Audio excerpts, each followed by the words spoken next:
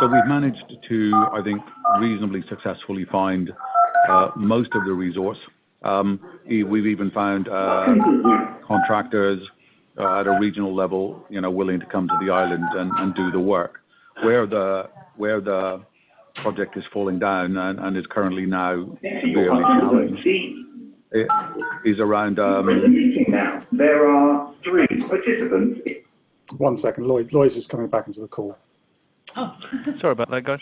Thanks, Lloyd. Right. So where the project is, where we're really struggling right now is with the actual low-level workers who are the actual construction crews digging the trenches in the roads. So almost since day one of the project, the bulk of our labour has come from Romania.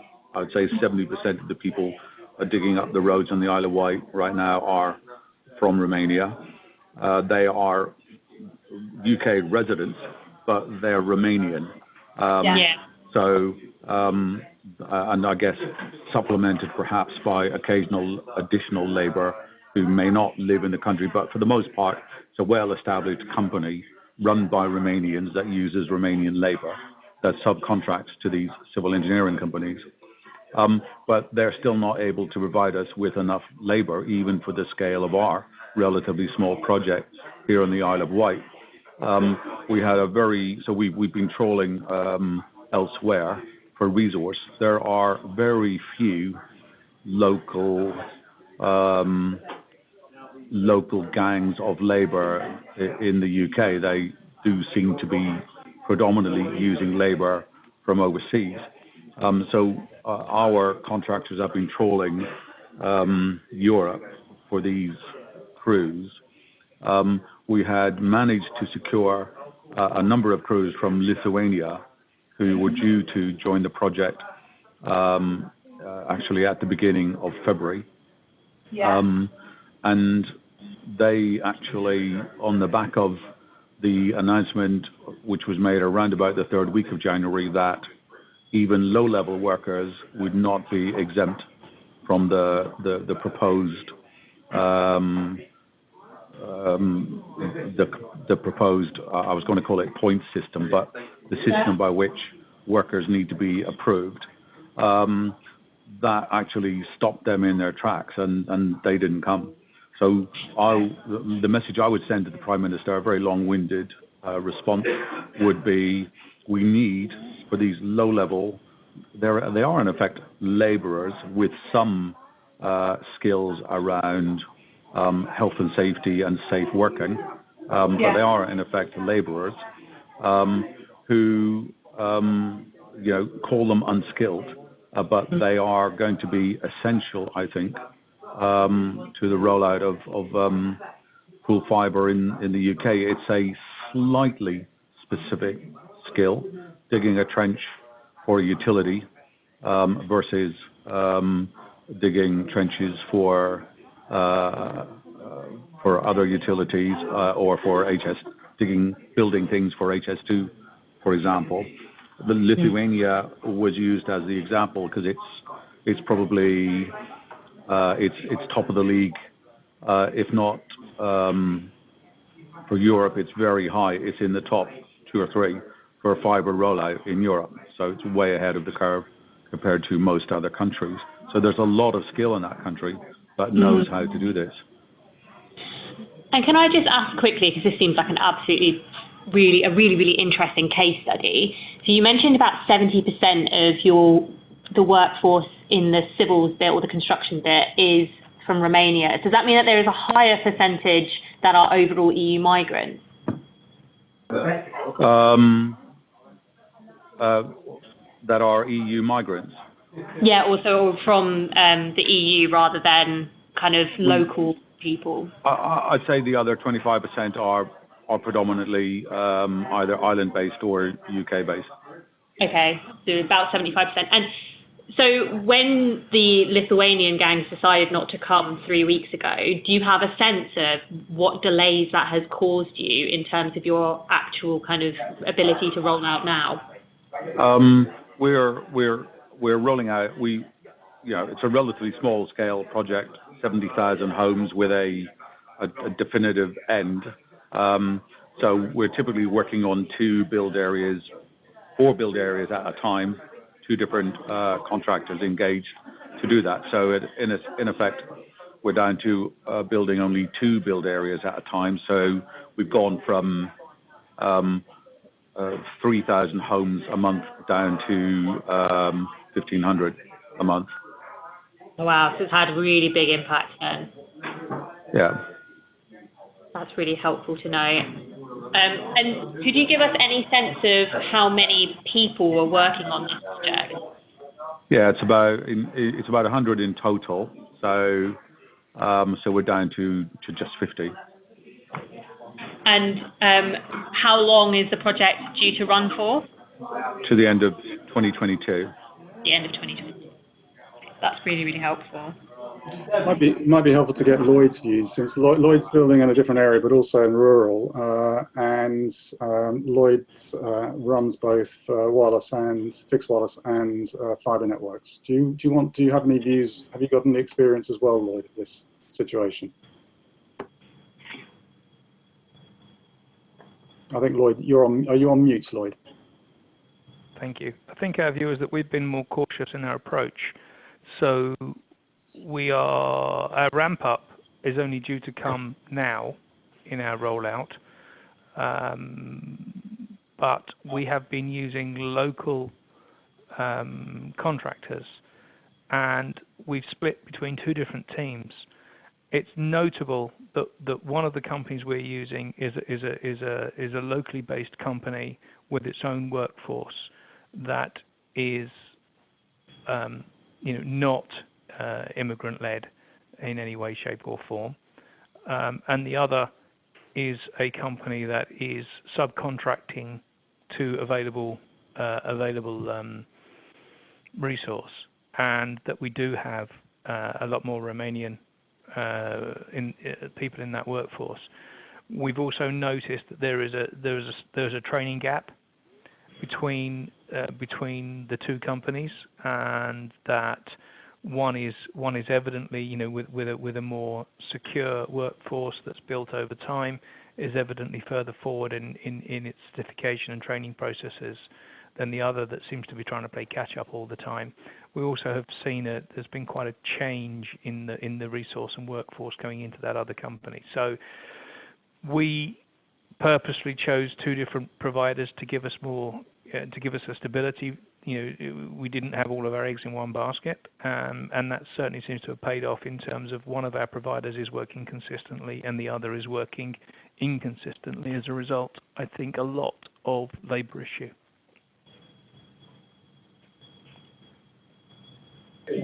Sorry if I might just chip in with a relevant fact. So we had a dual supplier policy also to start with, and one of our suppliers basically shut up shop and moved on because they couldn't resource the project. Okay, thank you very much, both. That's really, really useful. So are you finding that you have to take 2 suppliers on because it can be so kind of hit and miss as to whether or not the people are able to scale up or deliver sufficiently? I think what we're saying is that certainly we recognise there's a risk, and that's why we've done it that way. And I think what John is saying, through choice, he also would be doing it that way based on what that response is. Absolutely, yeah. I'd much rather have 2 contractors than 1. Okay. Lloyd, sorry, where is it that you guys are rolling out at the moment? You said it was rural. Yeah, we're East Anglia based, so our rollout and build is currently in parts of northern Essex, and we also have build starting in Cambridgeshire and Norfolk this year. Excellent, that's really helpful, thank you. And I don't know if there's anything that you could give us in terms of a sense of where rollout is happening, and your kind of to what extent there is existing infrastructure in terms of BTs, ducts and poles that you could potentially access. If that's an issue at all. Very happy to respond to that. We delayed the start of our rollout because of the positive change that we picked up with Ofcom's progress with PIA. So we delayed the start because we designed a network that we were going to build entirely ourselves, and then we went back to the drawing board and redesigned the entire network to be to make the most of PIA, basically. On the whole, our experience of PIA has been quite positive, and we are using a significant amount of existing infrastructure wherever possible. It does mean that the deployment by nature has gone from a purely underground deployment to a deployment that is, has a substantial amount of overhead. And you can't keep switching overhead, underground. You have to sort of go with a medium, in a particular area. And because we are, for example, going into a village that has an overhead infrastructure capability, we then add additional poles to that to the areas where the infrastructure is not available to us, and that has caused us, in its own right, that has caused its own problems, because it doesn't matter that you're delivering a future-ready service. The communities we're serving do not want poles in their village. If they see them going up, they're much less accepting of them than perhaps they were 50, 60 years ago, when it was bringing the only infrastructure available to them, bringing in something called telephones, whatever. I think there is a natural resistance. So if we're going to promote the use of PIA, which we do support, I think the challenge is that there needs to be an acceptance that comes with a degree of dissatisfaction from the local community. On the flip side of that, we also have objections to the disruption caused by digging, objections to the mess that's caused by dirt, objections to the delays that it causes. So I think there are wins and losses for both techniques. It does allow us to deploy more quickly. That's a certainty. The biggest blocker for us is we have spent 2 years negotiating with UK power networks, and we have been played like a harpsichord by UK power networks, who have absolutely no intention of allowing us to use their infrastructure. And because of that, where there's not BT infrastructure, even if there is UKPN infrastructure right where we want it, and there usually is, we can't use it, and we have to put in new infrastructure. And that is a huge frustration for us. And it is not in line with the European protocols that were set in place. The rules are that they should have allowed us access within a year of request. We're getting nowhere near that, and we're getting played. It's horrendous. I mean, we were given dates when we could start a trial at the beginning of this year. Those dates were then delayed, and then they were cancelled. And then we're not ready to even talk to you yet. So that's a real frustration.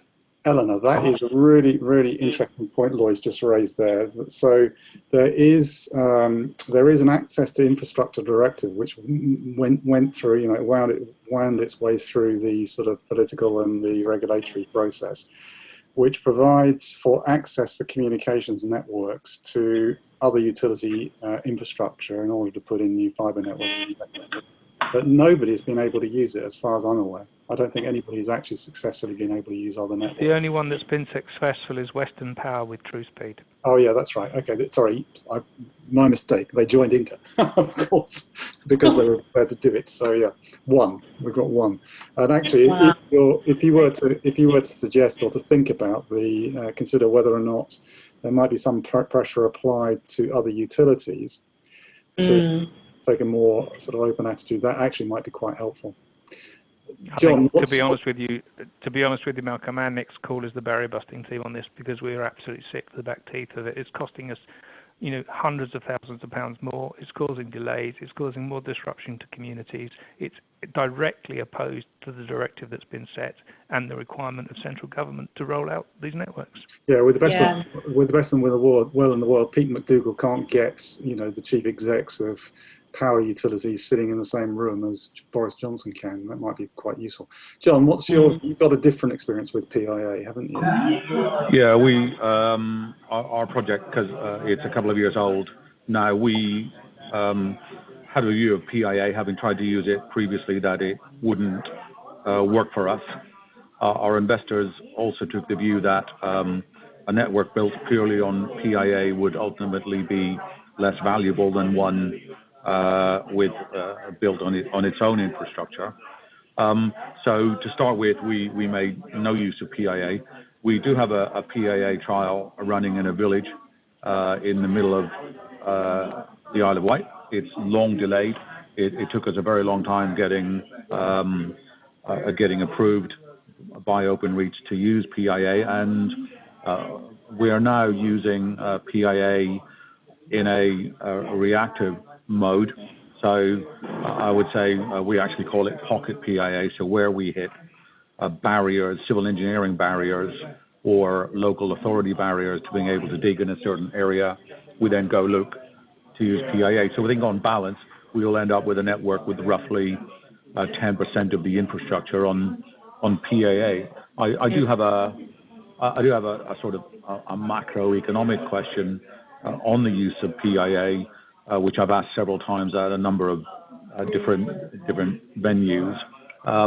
If you are actually simply putting a second set of fibre into Openreach's existing infrastructure, are you actually creating a competitive local loop? Are you actually creating a second telecoms infrastructure? And my argument would be that you are not.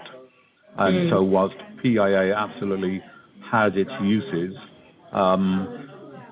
it should not be the be-all and end-all. Right now, the largest of providers are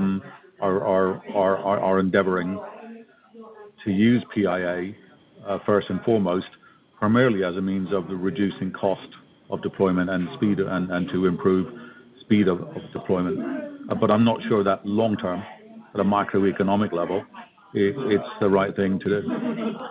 There is a lot of debate in the industry about PIA. In fact, there was a meeting yesterday called by Jonathan Oxley, the current chief executive of Ofcom, involving Openreach and a number of key people from different companies using PIA. And I was invited to represent some of the other INCA members. It's clear that there are a lot of issues with PIA in terms of both the processes whereby people can order it and make use of it. They're pretty sort of hand-knitted at the moment in terms of Openreach. They are engaged in a program to improve the processes for enabling people to make use of PIA and to order PIA. But there are also a lot of concerns about some of the issues to do with effectively repairing broken duct, which takes place a lot. And in fact, one of our members, a company called Glide, which specialises in business parks, connecting business parks to fibre, and a lot of other types of premises, student accommodation and other things like that. They sent me a note for the meeting, in which they said that they'd had 250 requests for reinstatement of collapsed duct, broken ducts in the past year, none of which were fulfilled by Openreach, and they did in the end had to do them themselves. Great delays to their customers and things like this. And when I mentioned it at the meeting, Openreach obviously got a little bit defensive, but they did make the point that it's a very old network, and it does suffer from significant problems in a lot of the estates, which the people who are now trying to build new networks using that are discovering on a daily basis. That's not to say it shouldn't be used. It should, because it does speed up deployment for quite a lot of operators, and will, obviously help to reduce the amount of digging that needs to be done in order to build the new networks. But it's not the sort of panacea for a number of reasons that Ofcom, in part, I think, has hoped it would be. It's useful, but it's not the whole game, and it doesn't actually solve the whole of the problem that we're dealing with here. Can I just sort of come on the back of that? Just want to make sure, really, of the questions that we were hoping to cover. I mean, in terms of the PIA discussion, how relevant is that to you both? So, because I've got this down as a workforce thing, so I'm very happy I can add more to this PIA, because there's also a huge trust element involved in the PIA that companies using it are not having the same experience relating to the trust relationship between OpenReach and the company using. Yeah, so into that if it's not relevant. No, so it is. This is predominantly a workforce discussion, but it's also a good opportunity for us to hear about some of the key issues that you're facing during deployment. So one of the reasons why we're asking about PIA and where you're able to make use of the existing infrastructure is if it's you can theoretically use it, but you can't actually in practice use it, or when you go to see it, something's broken. That obviously then has implications for the workforce because you're having to roll out new infrastructure rather than existing infrastructure. So we're very happy to hear about what you've got to say, if you have more to say on PIA as well. But is it worth maybe cycling back to that, and we can move through the other workforce questions, and then we can come back to the end, have some time at the end to just flag some other concerns? It's a good plan. Very happy to do that. I mean, a rule of thumb on PIA that I'm hearing, although I haven't experienced yet because we've only done small amounts of it. Oh, I thought you said we would do it first and then cycle back. I misheard. I apologise. Sorry. No, but do keep that thought, because we love anecdotal rules of thumb because they tend to be more than anecdotal.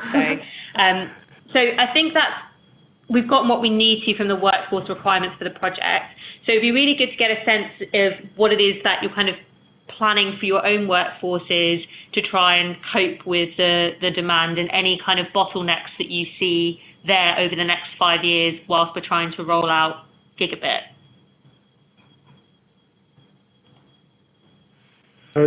Well, so in terms of, I guess you've been speaking to BT and OpenReach about their plans and their training programs and so on. That is pretty well developed. Some of the other companies which have been receiving investment for the past 2 or 3 years have been investing in those similar sorts of programs themselves where they employ directly. But in terms of the smaller providers and those who have more newly received investment, I think John and Lloyd are actually pretty good examples of that, given that both have received investment in the past 1 to 2 years. Mm-hmm. Let's start with Lloyd. What's your view on workforce planning and training? We definitely intend to bring a lot of what we would call the maintenance and servicing side of the build in-house. So in the event, for example, we just had the storms. In the event that there's a storm damage, we expect to be able to fix 80-90% of that ourselves. In order to achieve that, we need our engineers need to be PIA trained, they need to be ladder trained, they need to be for access to telegraph poles. We have to go through a whole agreement process with OpenReach. But we are now currently entirely wholly reliant on subcontractors for any access to PIA or build. So we have very good technical engineers. We have engineers who are brilliant at installing wireless equipment, because that's our background. We were a wireless operator. So we've got engineers who will happily climb up a main structure 100 meters high in the air. So they're highly qualified individuals, but they're not qualified to operate on the BT network yet. And therefore we are, that's a whole training process we have to go through. Are we looking to recruit our own engineering resource? So therefore, are we looking to manage and run teams of road workers? Are we looking to maintain and keep lorries, digging equipment, hydraulics, etc.? We are currently not looking to do that. So we are reliant on that basis on third-party subcontractors to physically build our network. And John, which is new, because previously we've designed and built all of our own wireless network. We didn't rely on any third parties. That's interesting. That's an interesting point. This must be quite a big change in terms of internal thinking. It's not necessarily a comfortable feeling, I have to be honest. I bet it's not. But it is what it is. Yeah, because I understand that. John, what's your view of this in terms of workforce planning and training? Similar answer to just now. So on construction and new build side, that's entirely outsourced. It's for us, a one-time set of skills that we don't need to maintain long-term. Once the network's built, it's built. And when it comes to operating and maintaining the network, we seek to do that in-house. So we have struggled to find any sort of ready-made industry training for this. So our core network engineers are being trained by the vendor or by third parties associated with the vendor, going off getting their Juniper certification and all of the rest. Our field engineers, the guys that actually do installations and to some extent maintenance of the street network, in the end, we brought that training all in-house. So we essentially trained the trainer, and we now run that training in-house. We did initially outsource that training to third parties who work for Virgin Media as Virgin Media's street network engineers. But we found the training wasn't specific enough to full fiber networks. We have had to add PIA training to the training bill because that inevitably involves climbing up ladders and working at heights that you wouldn't have to do otherwise. So one of the challenges is, the industry runs its own training. OpenReach has its own training school. Virgin Media has a third party that does a great deal of their field engineering work for them, who have their own training school. There isn't actually any independent third-party trainers in this full fiber area, and there isn't a BTEC in fiber engineering.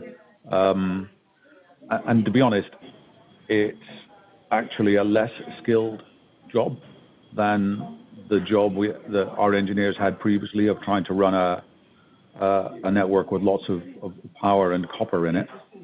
So we can actually train them from scratch. A good engineer can be completely independent and operational within about 3 months.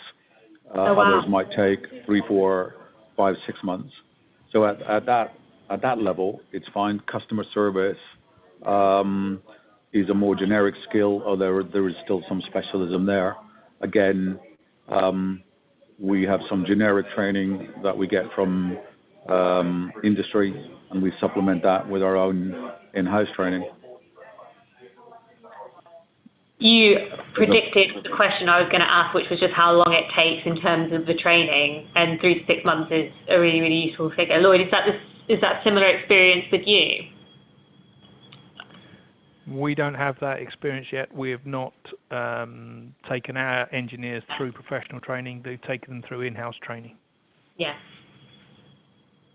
This whole topic is one that's, as you can imagine, is very live in the sector, and it's one that quite a number of INCA members have been saying they'd like us to look at and see whether there's some sort of sensible sort of approach that can be taken in partnership with other organisations on behalf of a range of INCA members. I'm not sure what that might be at the moment, but it's definitely something we're exploring. Yeah, that's really helpful. And just so I can get a sense of the overall kind of workforce that is required for delivery, do you get a sense that the bottleneck is within the engineers or the operators, or do you think that the bottleneck is elsewhere? John?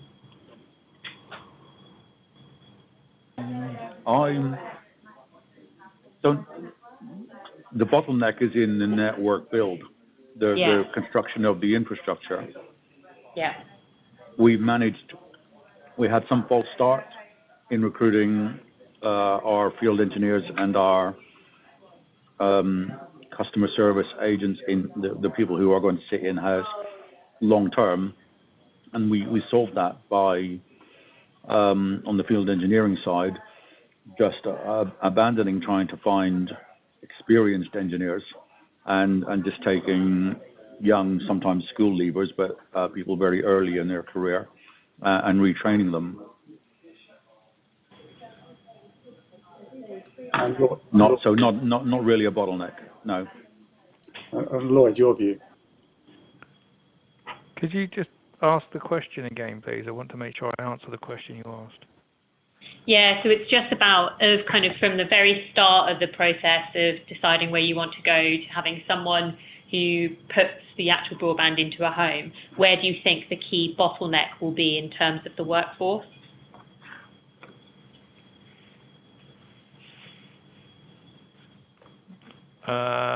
Using our model right now, the bottleneck isn't the workforce; it's the waylays and highways. So those are that's the bottleneck: waylays and highways. So access to the roads, and also the ability to know that you can deploy. So if you're negotiating individual waylays, that takes a long time. In terms of the physical deployment, I don't see the end user installation as being a hurdle to that. I mean, we've got engineers in house that we can upskill very easily to accommodate the rollout rate that we're planning, and we'd easily be able to bring some more on. But the civils work clearly is the natural concern is all that's happening is if we're not bringing any new civils companies into the sector, all we're doing is driving up price. Because as more entrants come in, with fewer available resources, the result is supply and demand. Great, that's really helpful. And just the final question on this bit, before we move on to trade-offs and incentives, is: are you seeing any kind of wage inflation, or have you seen any impact on wages from this? John. With our civil engineering contractors, we've already had to succumb to what they call a rate card increase. So although we wrote a long-term contract with them with annual price reviews linked to inflation, in fact, they came to us about 9 months in and said, we're not making money at this. The crews are costing us more than we thought. And can we have a rate card increase, please? So yes, I would say we are seeing wage inflation, both on that construction side of the business and actually internally. So lots of job ads out there for field engineers offering higher salaries than you would have seen in the past. Yeah, I think that responds directly back to what I just said as well, John. I think what we're seeing is that there's not additional resource coming in. We're not seeing an influx of fibre optic engineers coming in. Therefore, the ones that are in the market tend to be, we're not seeing. Obviously, there are new ones coming in, but we're not seeing a significant rise in that number. And therefore, the ones in the market tend to be commanding more money than you'd expect previously. And likewise of the civils, those rates are certainly not decreasing, and they are increasing above the rate of inflation. That's really helpful. Thank you so much. So then just on to the final area, which is just a couple of questions about kind of trade-offs and incentives. So have you got a sense of if people are leaving, and when they are leaving, where they're going to and why?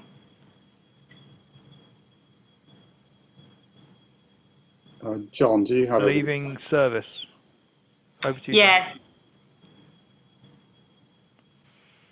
Sorry, look, people leaving, you mean like, so employees or workforce leaving to move on to other things? So the suggestion earlier, are they perhaps leaving full fibre rollout to go work on HS2, that type of thing? Yeah, exactly. Short answer is no. The suppliers we're dealing with are specialists in telecommunications. So they'll only be moving, we've lost some individuals to City Fibre who are just talk about wage inflation or offering network planning types very significant increases on the rates. For the most part, they're contractors that work on a day rate anyway. So City Fibre are certainly offering some very attractive salaries at the moment. Our planning, network planning and design is outsourced to a third party, so it's actually their problem to find the resource. And at some points, they did struggle, particularly on PIA. There's a real shortage of PIA planning resource because that is actually slightly different skill set. Needs knowledge of open reach systems. But so no, I don't really have anything more than that. I think maybe we were slightly ahead of the curve with our project, so we secured our supply chain, although that hasn't stopped one contractor leaving the job. That's really useful. Lloyd, what's your view?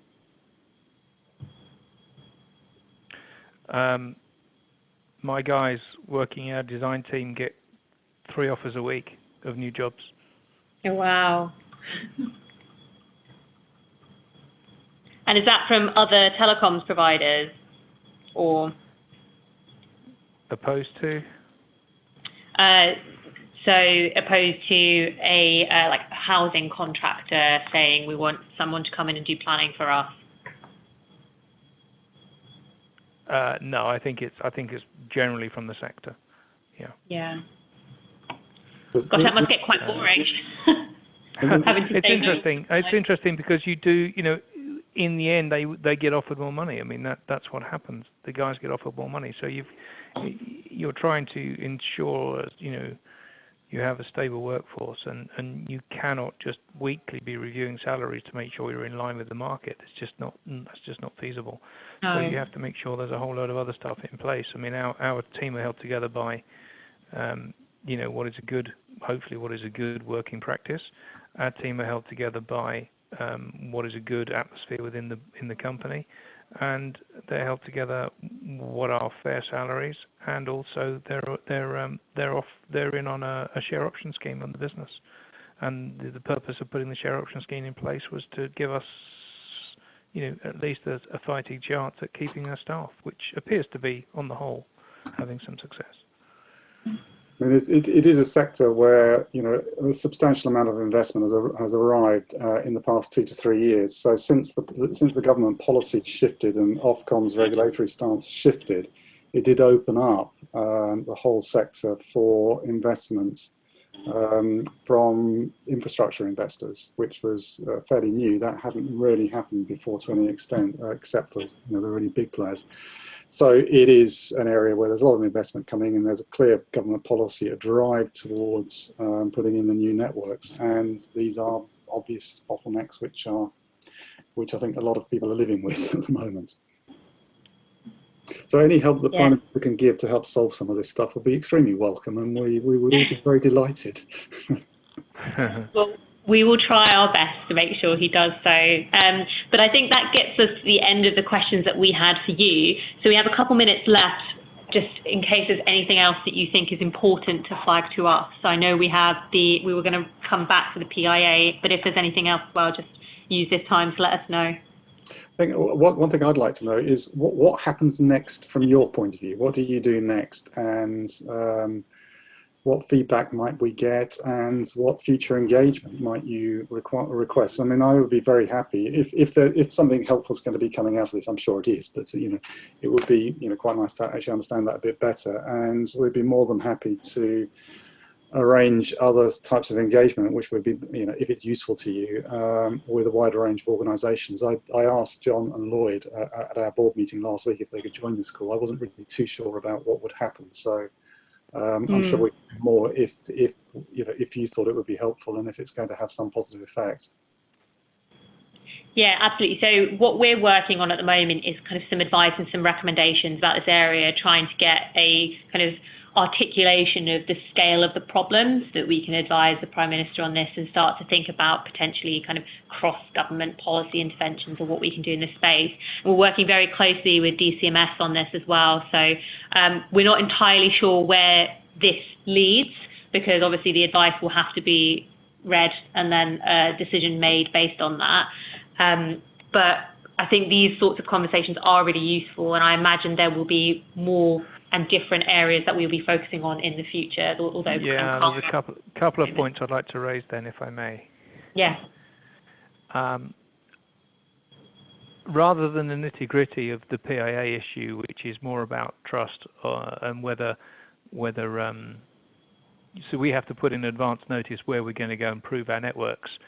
And there are operators around the country who are suddenly finding, because they put a notice in that they'd like to test that, the day before BT engineers turn up and fill that duct with their own fibre, so all of a sudden it's not available. We've heard that. The last story I heard where the engineers were challenged to say, well, you're not supposed to be here, what are we doing here? So I don't know, we got a last minute job saying it was urgent to come and put this bit of fibre in here. Nobody knows why. So that's clearly an issue. However, a bigger issue than that is the fact that Ofcom are promoting Area 1, 2 and 3 in a fashion that is completely out of kilter with the BD-UK dynamic procurement process that is currently being promoted. The two things they're not on the same page, and to have two what I would describe as leading government departments on broadband rollout talking two different languages is seriously concerning. Yeah, that's super helpful to know. I would echo that same point. We're going to be reliant here on the Isle of Wight for the BD-UK Inside Out program for this last 10% or so, and my concern is that program is ultimately going to favour OpenReach rather than people like myself. And whilst I feel moderately comfortable here on the Isle of Wight because we're a specific geography, I can absolutely see that in other areas such as Essex, that those, even though this time the procurement is being done centrally through DCMS, that you're still going to end up fearing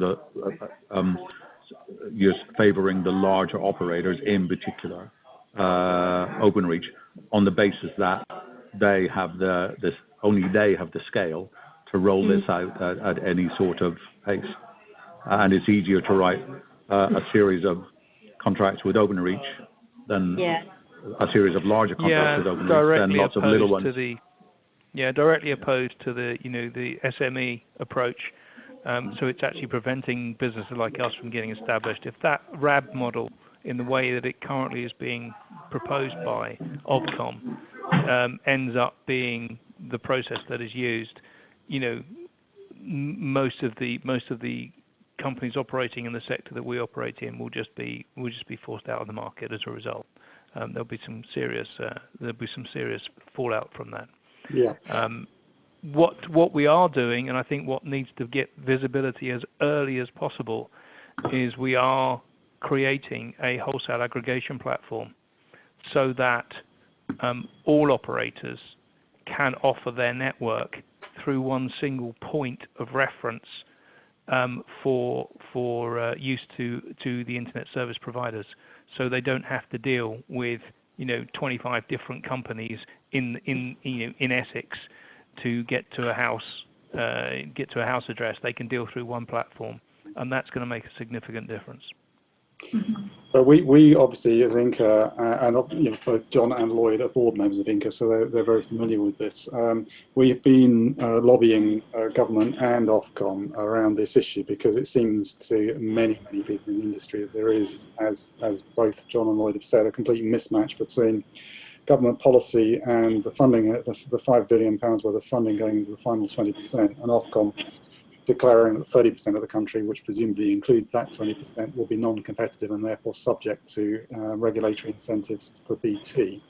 At the same point in time, that after the number 10 meeting, Janssen announced quite publicly that BT effectively didn't want to be on the hook for delivering it all and wants there to be support for multiple players in the market delivering the infrastructure needed in the timescale that has been put in place. So there is a bit of a mismatch at the moment. Ofcom seems to be, I know there's a big discussion going on. I had a meeting with BD UK yesterday and a meeting with Ofcom last week. Ofcom is sort of stuck in that sort of economist regulatory mindset at the moment, and that is that as things stand, they don't see that the independent sector has sufficient scale and resource to present a serious competitive challenge to BT, but that easily could become a self-fulfilling prophecy, despite the fact that a substantial amount of investment, hundreds of millions to several billion actually over the past 3 years, has come into the independent sector. So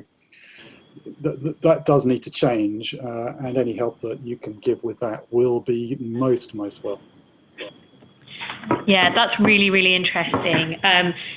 We're going to have to run off because we've got another meeting right now, but thank you so much for your time. It's been so incredibly helpful, and we'll try our best to be in touch about the kind of next steps. And if there is anyone else you think we should be speaking to, please do let us know, because we're very, very open to having more of these conversations because they are so helpful for our project. Just before you go, Eleanor, I've recorded most of this, so I'll send you the link to the recording so you can review anything you need to review out of this.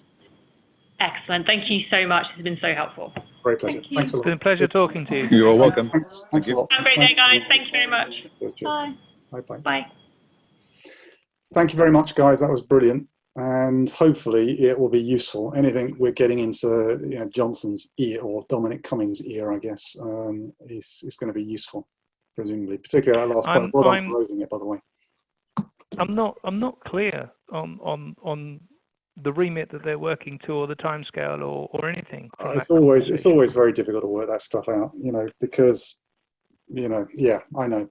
You sort of, you have to do your best and hope that something useful is going to come out of it. But if they are working to number 10, then at least they'll hopefully put in some points. I mean, particularly that last point, Lloyd, and John, that was really, really helpful, actually. This mismatch between Ofcom and DCMS, I think that's really useful to point out.